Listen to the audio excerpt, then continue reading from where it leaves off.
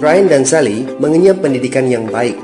Mereka bertemu dan akhirnya menikah. Mereka memiliki pekerjaan yang baik. Brian memiliki jabatan tinggi di sebuah perusahaan multinasional, berpenghasilan besar, mendapat fasilitas dari kantor berupa mobil dan rumah. Mereka sangat menikmati hidup.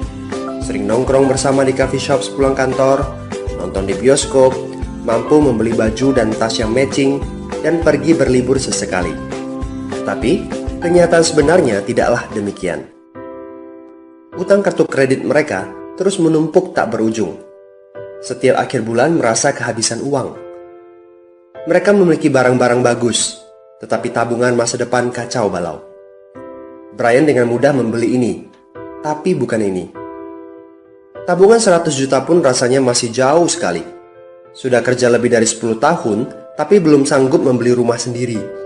Masih tinggal di rumah milik kantor dan mengendarai mobil milik kantor. Tanpa disadari, keluarga ini menggali lubang kemiskinan. Keuangan mereka hanya cukup untuk membiayai kehidupan keluarga saat ini.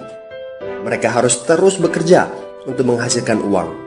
Pertanyaan yang paling ditakutkan adalah bagaimana jika mereka sudah tua, kemampuan bekerja sudah menurun, atau salah satu anggota keluarga terdiagnosa penyakit serius yang membutuhkan biaya yang sangat besar. Apakah kehidupan Brian dan Sally mencerminkan kehidupan Anda? Apakah saat ini Anda memiliki penghasilan, tetapi sebelum akhir bulan sudah merasa kehabisan uang? Memiliki hutang berkepanjangan yang tidak ada habisnya? Memiliki barang-barang bagus, tetapi khawatir karena tidak punya tabungan?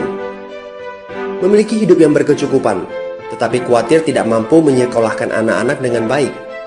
Memiliki rumah tinggal, tetapi berkemungkinan besar harus menjual rumah bagus ini karena tidak punya dana pensiun?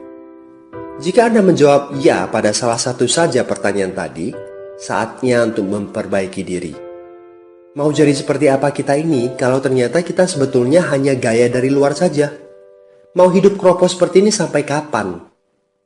Aha, mari kita mulai menabung. Nah, apakah menabung saja cukup?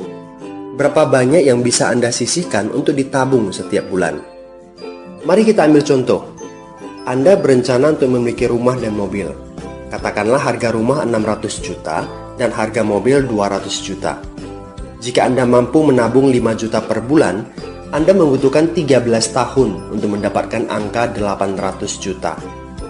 Masalahnya, inflasi membuat harga rumah dan mobil melambung tinggi. 800 juta akan menjadi 2,7 miliar 13 tahun kemudian, jika kita asumsikan rata-rata kenaikan barang 10% per tahun.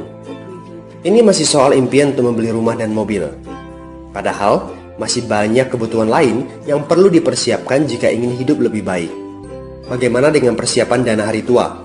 Agar di saat tua dan tidak sanggup bekerja lagi, Anda punya tabungan yang cukup untuk kebutuhan sehari-hari. Asuransi untuk keluarga? Dana pendidikan untuk anak-anak? Dana tak terduga untuk keperluan dadakan jika dibutuhkan, seperti keluarga sakit, dan lain-lain. Artinya, Anda perlu lebih banyak uang untuk ditabung. Bayangkan jika satu bulan Anda hanya bisa menabung kurang dari 5 juta. Sudah jelas, jika langkah Anda hanyalah menabung, Anda seperti sedang menggali lubang kemiskinan.